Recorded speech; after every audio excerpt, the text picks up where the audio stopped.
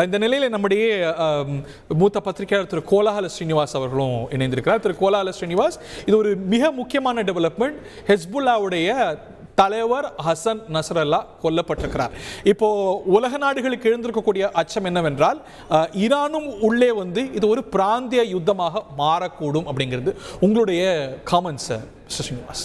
இல்ல, ஈரான் உள்ள ஒரு மாங்கறதுல டவுட் இருக்கு. ஏன்னா அதுக்கு நிறைய லிமிடேஷன்ஸ் இருக்கு.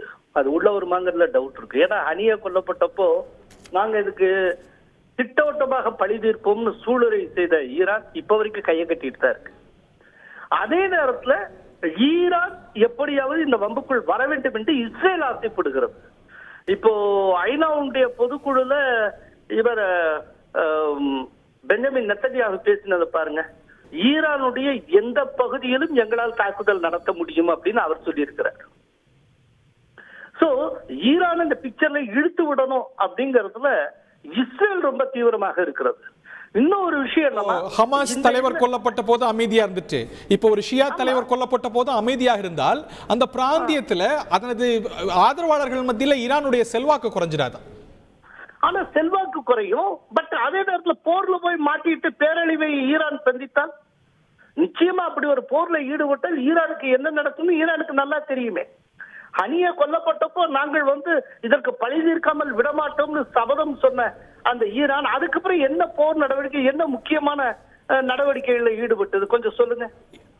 அதத்தான் போன வாரம் சொன்னாரு, நாங்க பொறுத்திருக்கோம் அப்படிங்கிறாரு. இன்னமும் கூட எங்களுக்கு இஸ்ரேலை தாக்குறதுக்கு ரைட் இருக்கு அப்படின்னு. சோ அவங்க ஒரு காலத்துக்காக காத்திருக்கிறாங்க. நான் என்ன சொல்றேன்னா, ரைட்ஸ் இருக்குங்கிறது எத்தனை காலம் சொல்லியிருப்பேன்? 100 வருஷத்துக்கு அப்புறம் கூட சொல்லலாம் ரைட்ஸ் இருக்குன்ட்டு. ஒண்ணுமே இனிஷியேட்டிவே இல்லையே. ஒரு முக்கியமான கருத்தை சொல்லியிருக்கிறீங்க, அதை நான் திரு மதன் கிட்டையும் கேட்டுட்டு வரேன். இப்போ வந்து ஹமாஸ் தலைவர் ஈரான்ல வைத்து படுகொலை செய்யப்பட்டார். இப்போ இன்னும் சொல்ல போனா ஈரானுடைய செல்ல பிள்ளையான ஷியா தலைவர் ஹெஸ்புல்லா தலைவர் கொல்லப்பட்டிருக்கிறார். இதற்கு பிறகும் ஈரான் அமைதியாக இருந்தால் அவங்களுடைய செல்வாக்கு குறைஞ்சிராதா? அவங்க இன்னைக்கு எப்படியாவது இதுக்குள்ள வர வேண்டிய கட்டாயத்துக்கு தள்ளப்பட்டிருக்கிறாங்களா? ஹவ் வில் ஈரான் ரெஸ்பாண்ட் நினைக்கிறீங்க திரு மதன்? இல்ல, நிச்சயமா இப்ப அவங்களுடைய ரெஸ்பாண்ட் பண்ணக்கூடிய ஆப்ஷன்ஸே அவங்களுக்கு வந்து கம்மியா இருக்கு. ஏன்னா இது வரைக்கும் நீங்க இஸ்ரேல் பாத்தீங்கன்னா நேரடியா ஈரான் மேல ஒரு தாக்குதல் நடத்தலாம். ஹனியா கொல்லப்பட்டாலும் அதை அவங்க தான் பண்ணான்னு சொல்லி ஒரு இன்வெஸ்டிகேஷன்ஸுமே ஒன்றும் ப்ரூவ் ஆகல. ரெண்டாவது அதை வந்து இஸ்ரேல் கிளைமுமே பண்ணல, அந்த கிரெடிட்டை வந்து அவங்க கிளைம் பண்ணல. ஸோ இப்போ ஒண்ணு இவங்க இருக்கக்கூடிய ப்ராக்சிஸை வச்சு ஒரு மேக்சிமம் த்ரஸ்ட்டை வந்து இங்க கொடுக்கலாம் வடக்கு மற்றும் தெற்கு இஸ்ரேல்ல. பட் அதற்கான பாசிபிலிட்டிஸ் இப்ப ரொம்ப கம்மியா இருக்கு. ரெண்டாவது அவங்க நேரடியா மோதுறது, அது தரைப்படையை வச்சு கிரவுண்ட் ஆபரேஷன் பண்ண முடியாது, தூரம் ஜாஸ்தி. அதுல ஈரானுக்கு அந்த எக்ஸ்பீரியன்ஸும் கிடையாது. ஸோ அவங்க மிசைல்ஸ் போன்ற இதை அவங்க லான்ச் பண்ண முடியும். அப்படி அவங்க மிசைல் லான்ச் பண்ணாங்க இஸ்ரேல் மேல அப்படின்னா இன்னைக்கு உலக நாடுகள் மத்தியில கம்மியா இருக்கக்கூடிய சப்போர்ட் திரும்பவும் இஸ்ரேலுக்கு முழு அளவுல கொடுக்கப்படும். இன்னைக்கு ஐரோப்பிய நாடுகள் பல நாடுகள் பாத்தீங்கன்னா இஸ்ரேலுடைய அந்த சப்போர்ட்டை கம்மி பண்றாங்க. ஜெர்மனி உட்பட இவ்வளவு அம்யூனிஷன்ஸ் நம்ம கொடுக்க கூடாதுன்னு. பட் நாளைக்கு இஸ்ரேல் மேல ஒரு தாக்குதல் நடத்தினா, ஈரான் ஒரு தாக்குதல் நடத்தினா, அமெரிக்கா மற்றும் அவங்களுடைய கூட்டு நாடுகள் நாட்டோ எல்லாருமே ஈரானுக்கு எதிரான ஒரு கடுமையான நிலையை எடுத்திருக்கும் பொழுது அவங்க அந்த இது வந்து இஸ்ரேலுக்கு ஆதரவாக துணை வந்த நாடுகள்ல அரபு தேசங்களும் அடக்கம், ஜார்டன் அடக்கம், கத்தார் உதவியது அப்படின்னு சொல்லப்படுது. சவுதி அரேபியா வான்படைய தன்னுடைய ஏர் ஸ்பேஸை கொடுத்து உதவியதாக சொல்லப்படுது. ஈஜிப்ட் துணைக்கு வந்தது. ஸோ இப்படி அரபு தேசங்களுக்கு கூட இஸ்ரேலுக்கு ஆதரவுக்கு வர வாய்ப்பு இருக்கு.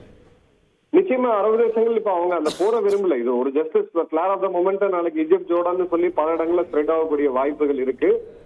அவங்களுடைய பல நாடுகளுடைய பொருளாதார நிலைமை எப்படின்றது நமக்கே தெரியும். ஈஜிப்டோட நிலைமை எப்படி இருக்குன்னு சொல்லிட்டு நிச்சயமா அவங்க வந்து இஸ்ரேலுக்கு ஆதரவா தான் இருப்பாங்க.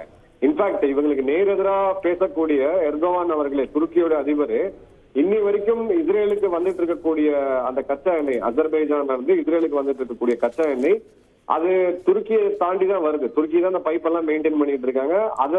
அந்த பைப்பை வந்து ஷட் டவுன் பண்ணணும், இஸ்ரேலுக்கு உண்டான அந்த எரிபொருளை கட் ஆஃப் பண்ணணும் அப்படின்னு ஒரு வருடமா போராட்டம் நடந்துட்டு இருக்கு. ஆனா துருக்கி பாத்தீங்கன்னா எந்த விதமான ஒரு ஆக்ஷன்ஸுமே அதுல எடுக்கல. ஒரு 40% இஸ்ரேலோட எரிபொருள் தேவை அப்படின்றது அந்த பைப்ல வர கச்சா எண்ணெய் மூலியமா தான் பூர்த்தி செய்யப்படுது. அதையே வந்து துருக்கியால தடுக்க முடியல. சோ ஈரானுக்கும் தெளிவா தெரியும். ரெண்டாவது, ஈரானுடைய ஒரு நெருங்கிய நண்பனா இருக்கக்கூடிய ரஷ்யா அந்த இடத்துல பிஸியா வேற ஒரு போர்ல பிஸியா இருக்கிறாங்க.